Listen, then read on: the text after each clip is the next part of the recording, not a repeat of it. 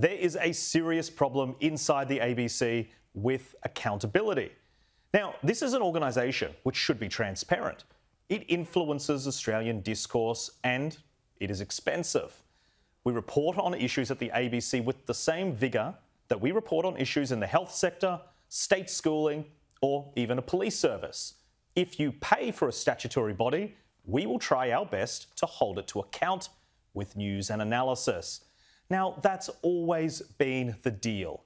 But instead of transparency, the ABC has become bloated and self-aggrandising, and it collectively appears to have formed the view that it can do no wrong, that criticism is abuse, that scrutiny should be prohibited.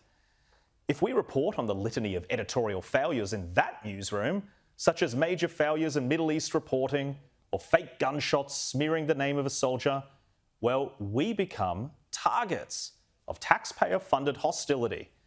Those running the ABC have become defensive, aggressive, and now they use their vast resources to intimidate those who have an issue with their editorial judgment. And the worst player in this sad and petty game is a man called Justin Stevens, who is paid roughly $500,000 every year to run the ABC newsroom. Inside the extraordinary attempt by a powerful taxpayer-funded news boss at the ABC to kill off journalism critical of his organisation. In a letter to News Corp Australia, Executive Chair Michael Miller, Sky News Australia CEO Paul Whittaker, and Editor-in-Chief of The Australian, Michelle Gunn, Mr. Stevens said the recent journalism of Sky News host Chris Kenny had been a disgrace. That's right. The ABC attacked my colleague, Chris Kenny, for merely talking about a video of independent journalist Avi Yemeni bouncing one of their star journalists, ABC Middle Eastern correspondent Matthew Duran, showing a video is not an endorsement of that video. Now, if it were, think about that. The ABC would have to hold itself to that same standard every time it platforms Hamas supporters or radical left-wing lunatics such as that streamer Hassan Piker, who was recently given a platform on 7:30 to spout his views on all sorts of things. Now, Stevens also got key details wrong. He misquoted Chris, claiming that Chris had falsely reported that Duran had been chased out of the area. Chris actually said that the reporter had been chased through the area. That's a pretty major difference, and the sort of difference which really discredits the entire letter. But the purpose of the letter was to pressure Chris Kenny's multiple bosses into forcing him to say sorry for scrutinising the ABC's Middle Eastern coverage. Now, think about that for a second. It's quite a horrible thing to do to someone. If you don't like their opinion piece, call their boss and ask their boss to take action. Well, thankfully, we have thick skin in this game and we will not be intimidated by the likes of Stevens and his error-ridden letter. The first question is what on earth I would apologise for? For exposing the ABC's systemic bias? For sharing facts and daring to show an ABC reporter refusing to answer tough questions? For demonstrating that taxpayers' money is being misused? Instead of paying for fair and balanced news, it's funding biased and selective reporting? I won't apologise for doing my job, even if part of that job is to expose how badly Justin Stevens does his job. And while he might want to try to bully ABC critics and undermine them with their employers, I'm happy to tell you that my employers stand by me because they value your right to hear the facts and to join informed debates based on those facts. Joining me to discuss this week is Research Fellow at the Institute of Public Affairs, Mia Schlick, and of course on the desk is Sky News contributor and afternoon editor. Thank you. James Bolt, doing a fantastic job running the website.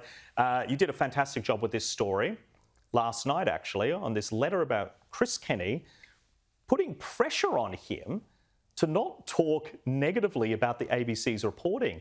And the thing that I found most incredible, reading your reporting from your team about this and watching Chris Kenny's editorial, it was the language from Justin Stevens, using words like a disgrace, creating these ultimatums, like, you know, if you don't delete it, then you endorse it. This kind of binary view of pigeonholing them into basically forcing him to remove the journalism and issue an apology. Yeah, so first off, I can't take any credit for this one. Our reporter, Connor Breslin, absolutely killed it. What I found so extraordinary about it is there's a way you can do it. When you don't like someone's reporting and you're in the media game, as Justin Stevens is, there's a way you can do it which is professional, which is say, hey, Chris, let me come on your show, let me defend the ABC's reporting to you, let me argue the toss on some of your points. But to write to his bosses and pressure them to take down the journalism, to get Chris to, it's both thin-skinned and just such an approach to, like, you know, we're in the business of free speech. We're in the business of open debate. We love words. But this is this secretive, behind-the-back kind of, hey, can you get your reporter to get off the case, which is just so antithetical to what you think journalism should be. And the other point I want to make, if Justin Stevens wants to pick up the badge and gun and be the sheriff of journalism, a couple of weeks ago, there was the Senate estimates where the ABC was on deck and Justin Stevens wasn't there. And the ABC were asked so many good questions from Jacinta Nampijinpa-Price, Sarah Henderson, about ABC reporting on Middle Eastern matters, on Northern Territory matters, and Justin Stevens was not there to talk about why he thinks the ABC is beyond reproach. Now, I would have thought if you want to be anywhere, it's in that room, but he wasn't there. But he's happy to sit behind his desk and write these lengthy letters to his media rivals about their journalism. Well, he's a complete troll, and I think there's an intellect issue there, I really do. And bringing Mia in, there were some critical errors in the letter. You know, to get it, to write to the CEO of multiple CEOs of news organisations alleging that someone has said something and then misquoting it. And what I'm talking about now is, well, you know, the allegation that Avi Yemeni chased him out of the area in Israel, and then Chris, you know, goes back and checks what he says, and it quite clearly says chased him through, which is, it's just such a fundamental issue in details, and he hasn't taken the time to even check what was said before firing off an email, this crazy, venomous email. It just really, you know, it sums up the ABC in general. But I guess, what do you make of the broader problem with the ABC being so defensive about criticism more broadly than just this specific case? Well, yeah, I think you nailed it there. This was a really critical distinction that the ABC either didn't quite understand or it was an intentional difference that was made, because at the end of the day, the ABC is not objective. They hold everyone else to one standard and hold themselves to a completely different standard. Now, Kim Williams pointed this out himself. Granted, it was about 13 years ago. He criticised the ABC for not being objective and not being truthful. And it seems pretty clear that not much has changed in the current day. Now, I was actually speaking with Kenny about this issue on his show just a few weeks ago, and I will say that Kenny is fantastic at holding the ABC to account, which is a taxpayer-funded body, so of course they deserve to be held account by Australians. And he made this crucial point that the ABC is actually required by their charter under law to be objective, and they are not. And at the IPA, we ran the numbers and we looked at the last 12 months.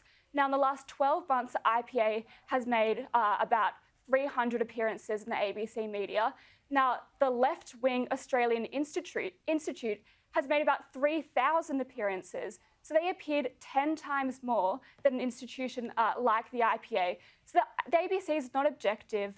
This happens time and time again, and it's why their ratings are in freefall, because people are just turning off. They've had enough of it. Yeah, well said. Well, staying on our friends at the ABC, Sarah Ferguson from 7:30, she had Barnaby Joyce on following his decision to depart from the Nationals and not run at the next election. But far from a conversation, Ferguson was rude, rushed, belligerent from the very get-go.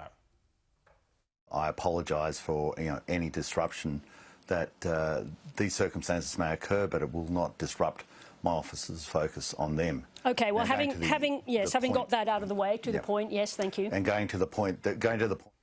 What a start. Imagine someone talking to you like this at a coffee shop. Hurry up, get to my point, I'm bored, move on. And keep in mind, this was her first question. And it gets so much worse. One of Joyce's biggest issues with the Nationals was their support of net zero. So rather than actually trying to understand why he is concerned, watch this exchange. We have not moved far enough to get away from this policy so that we can create some sort of restitution for the damage it has done. All right, let me just come back, if I can, bring you back to the question, Barnaby Joyce, because you've made this point about net zero many times. That is what's really important, and it's good to make it again. Point made. All right, fair enough. Fair enough. How long have you been speaking? How long have you been speaking to Pauline Hanson? She doesn't care what he thinks, so why even have him on as a guest? Perhaps it is to do just this, which happened 3 seconds later. I'm not sort of going to go through that. As I've it's said a very simple question, Barnaby Joyce. It's a very simple question. How long have you been speaking to Pauline Hanson about the prospect of joining One Nation? Why is she yelling at him? Why is she escalating the temperature of that conversation? It's just so crazy. We're 2 minutes and 30 seconds into this 9-minute interview, by the way. So Joyce sets out that he isn't prepared to talk on national television about his conversations with Pauline Hanson, but the questions went on. Did you discuss details of those discussions?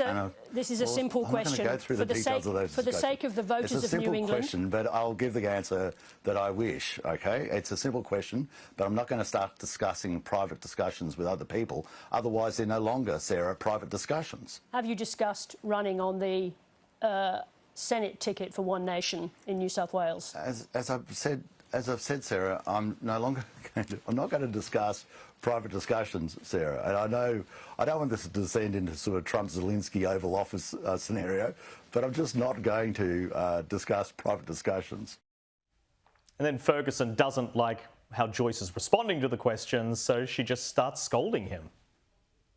The Liberal Party and the National Party. But Barnaby Joyce, I think take the audience seriously, take the viewers seriously. You know perfectly well. I can't be any more serious than what I am. You know perfectly well that the National Party Sarah Ferguson, is close. I'm being totally serious with you. You know that the National Party is close to announcing its policy, that it will change its policy on net zero, exactly what you've been asking for 4 months. Sarah, so would that be enough for you to remain in the National Party? It's a pretty simple question, Barnaby Joyce. Sarah, on behalf of your million viewers, and congratulations, I will make a statement about that when that happens. If that happens, it hasn't happened, Sarah, unless you're saying that are you absolutely certain it's going to happen, Sarah? I think your contacts in the National Party are better than mine. I doubt that very much at the moment. So what are your views? Well, why don't we move on? We'll take this question in a different way. And then she fibs live on air, but gets caught out. You told your branch members at the weekend, when the story broke, perhaps unfortunately for you, that you were in discussions with Pauline Hanson. You told them you had no choice but to step down because your relationship with David Littleproud had broken down. Sarah, let me just finish. When did that happen? Because a few weeks ago on this programme... You've got to get it right, Sarah. Well, I'm just quoting your statement. No, Sarah... Go ahead. Can you quote the partner's statement, Sarah? Can you quote the partner's statement, Sarah? Because you just said that I said I was in discussions with One Nation. No. Quote me that part where I said that, please. No, I think you misunderstood. You told your branch members that you had no choice. No, I didn't. I heard you perfectly well. Well... And I didn't... That's what you said, and I didn't say it.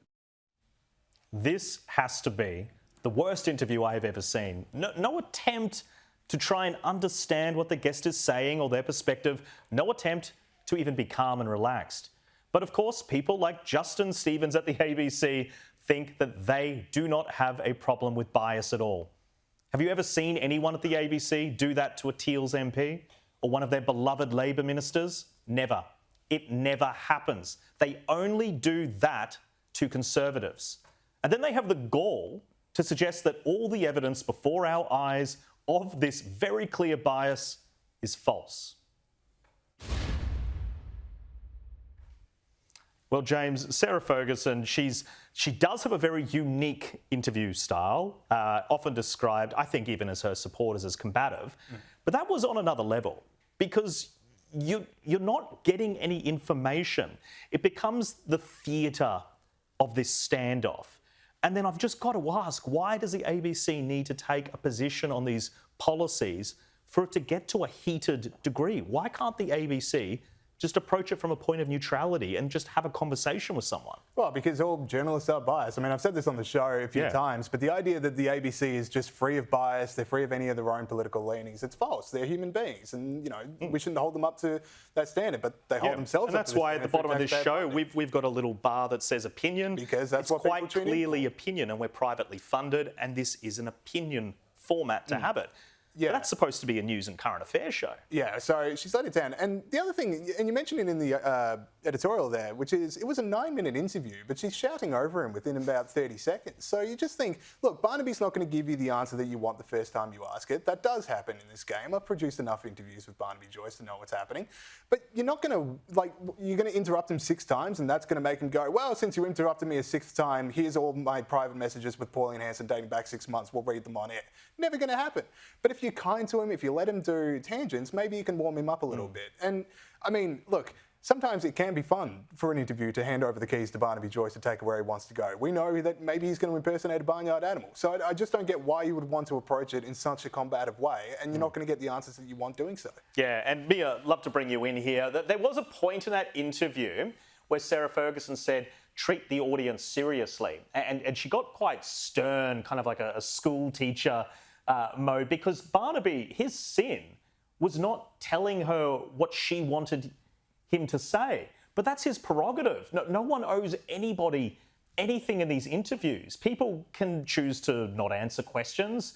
Voters might judge them for it. But it's not her position, I would have thought, to scold him and suggest that he's being infantile and not taking the interview seriously. I thought it was a very childish thing to say.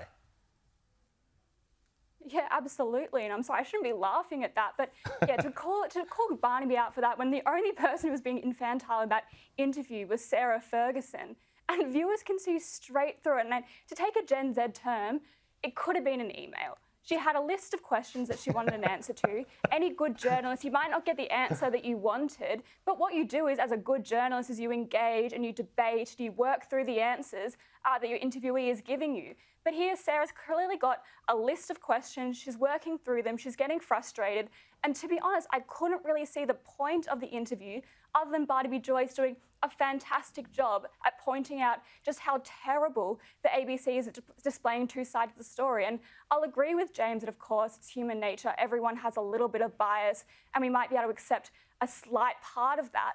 But we can't accept it when the ABC is the first institution to point out the bias of every other industry and every other group, and they don't platform themselves to that same standard. And as I said before, it is why mainstream Australians are switching off. It's why their ratings are in freefall, because it's not interesting to listen to anymore. It's boring.